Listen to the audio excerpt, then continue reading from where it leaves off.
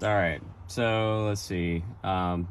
Gauges up here, like the temperature gauge, that works really well. It's always should be rock steady, pretty much in the where the O is, like normal, in that range. If it's past like straight up and down, I would say it's warm, but it never gets there. The battery gauge. See, the gauges on these old trucks are like not very accurate. Yeah, my old Ram was like that as You well. just kind of have to learn like where it is normally, Yeah, and then if it's okay. different, then you know there's something weird going on. Okay. But it runs on Oh, the I see low what you side mean. of like maybe around here. Okay. Does that really mean that it's low, or that's just where the gauge? That's just where is? Okay. it is. Okay, cool.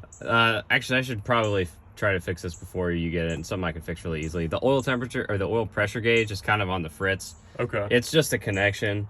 The oil pressure gauge on this is actually a really simple, you'll probably read about this online. It's like a really dumb thing where it's actually just a switch.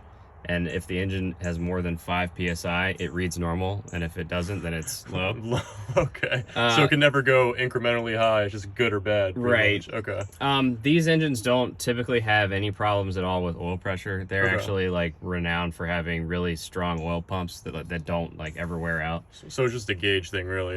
It's just a gauge. Appearance. Okay. As long as you have oil, like you're fine. Okay, gotcha. And is that the same way as like motor oil? Is that what you mean? Motor oil. Okay. Engine oil. And how many miles do you usually run this before you change the oil? I would say 5,000 is probably 5,000. good. Okay. And 1040 diesel. 1040. Okay, 1040. Any 1040 diesel rated oil. Okay, cool. Cool. What's in there now is probably just the Walmart stuff, but it's as long as it's rated for diesel engines and it's 10W40. Imagine it's better than what they had in 1989. Yeah, exactly. Okay. The fuel gauge is very accurate. I mentioned in the ad I replaced the fuel sender. That's right, on one of the tanks. On right? one tank. Okay. So you've got a switch here. Okay. You have a forward and a back tank. Sweet. Forward is up like that. Okay. Back is down here.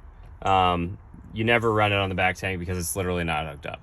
And what would be the cost just for labor to get the receiver and sender in? Yeah, I would guess probably 3.5 to 4 hours. It's okay, so they'd be like a couple hundred, 300? Something like that. Okay.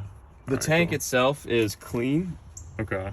And it's empty. It actually used to run on the rear tank, and what happened though is whoever installed the rear sender that's in there put the wrong one in. Okay. And the lines were like pushing on the bed up here, and there's just like constant pressure.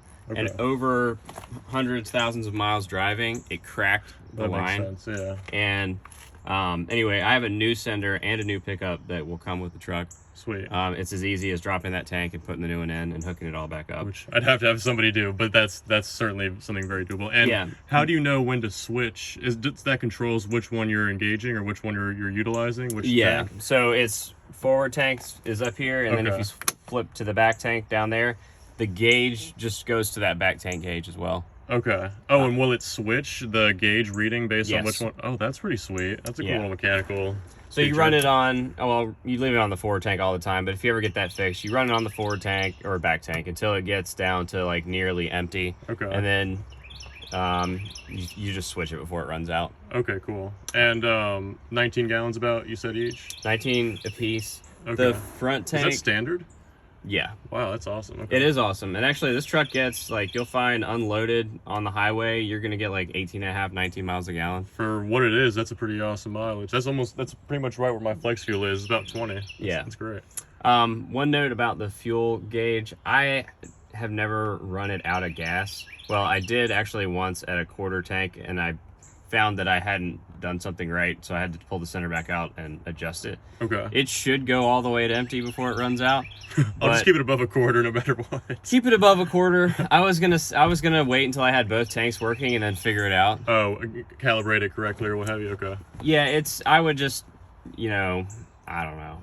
I'd keep it above a quarter for now, like until after you drive it a long time, like you'll figure it out. Oh, without a doubt. And in the meantime, I can just make sure it's always above quarter, and then I'll fix it or I don't think you shouldn't have any problems. And actually, to my understanding, it should be accurate all the way down to empty. Okay, good. However, I just haven't driven it down that far. Avoid testing it because I heard it's kind of a pain if they run out of fuel. It is a little bit of a pain. I'll show you something though on this that means it's not as bad as the other trucks. Okay. As most of these trucks, most of them. So this truck there's like an air bleed valve. It's a one-way valve on the fuel filter head. Gotcha. That makes it easier for the system to purge air.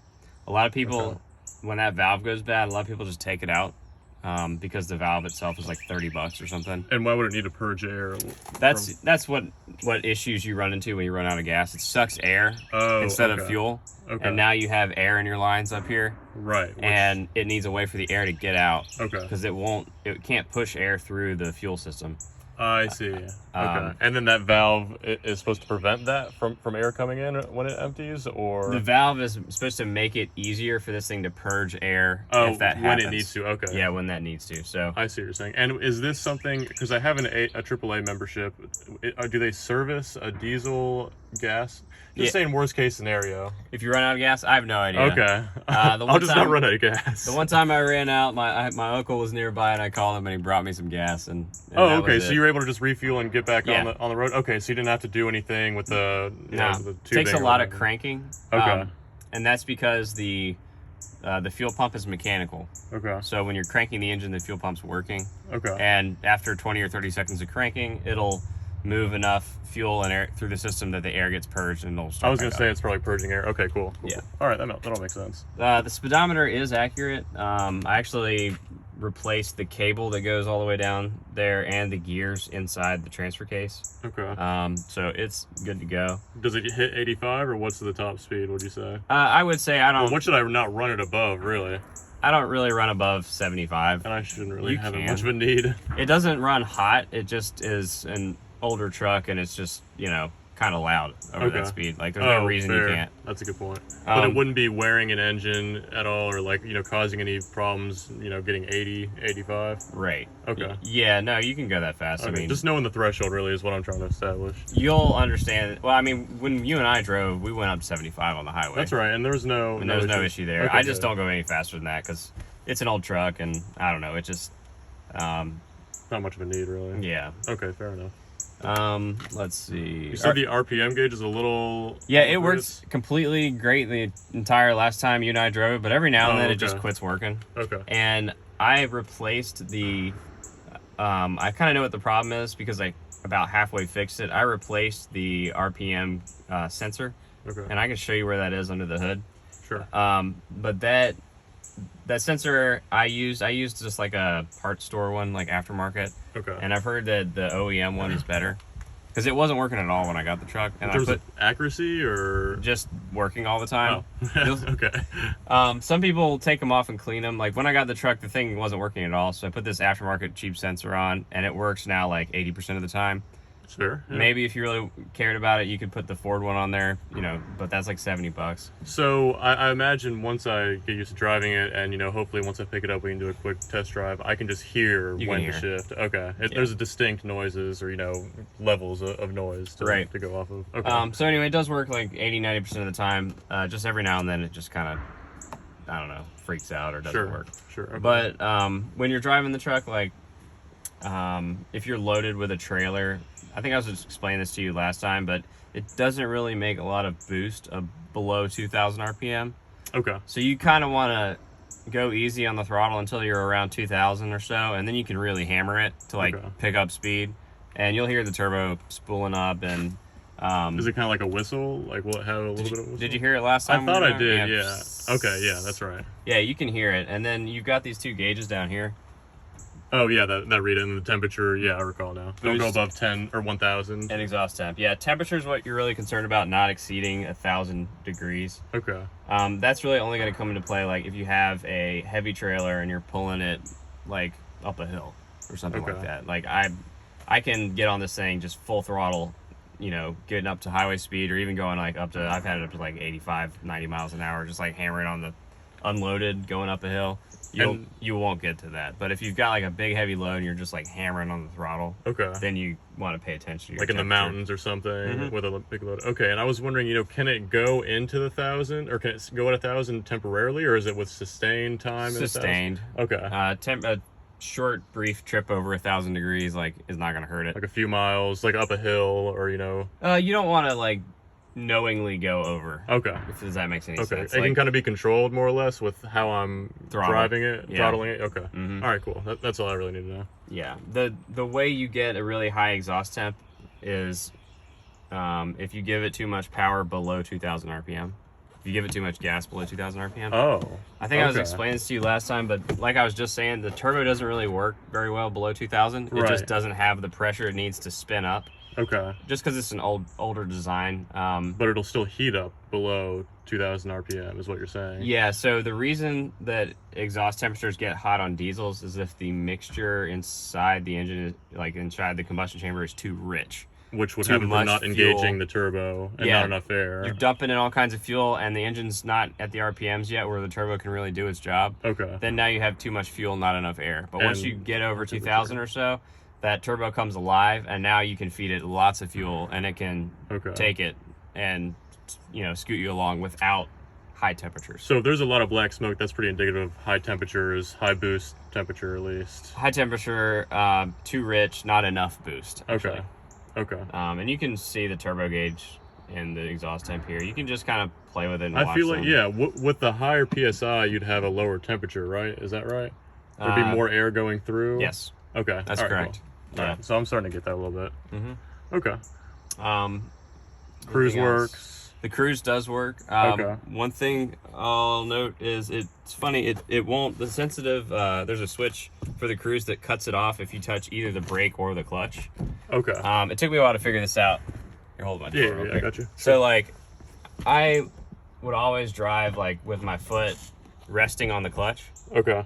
But not pressing it? Yeah, but that's enough to trip this thing and won't make it work. See. But not enough to engage the clutch? Yeah. I see. Okay. Exactly. So just, when you get up on highway speed, just take your foot off the clutch, press on, press set, and you're good to go. That's manageable. That's not too bad. Is it common, if I'm driving a lot manually, that I'll keep my foot on the clutch because I'm using it pretty frequently? Is that just a thing that usually happens? Okay. Yeah, I just kind of leave it there. Okay.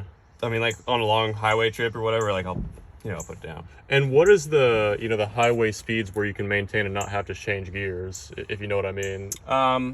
Yeah, anywhere from overdrive, which is 5th gear, anywhere from probably 55 miles an hour up to 75, 80. Okay. And overdrive is the D with a circle? Okay. Yeah, it's really just 5th gear. Okay. They call it overdrive because the ratio is below 1 to 1. If that makes any sense. Yeah.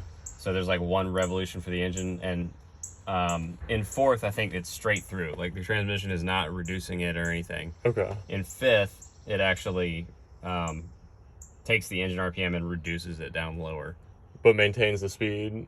Yeah. Okay. The same speed as 4th, I guess. You'll figure it out. And that's what I think. It's just like your dirt bike. You know, it's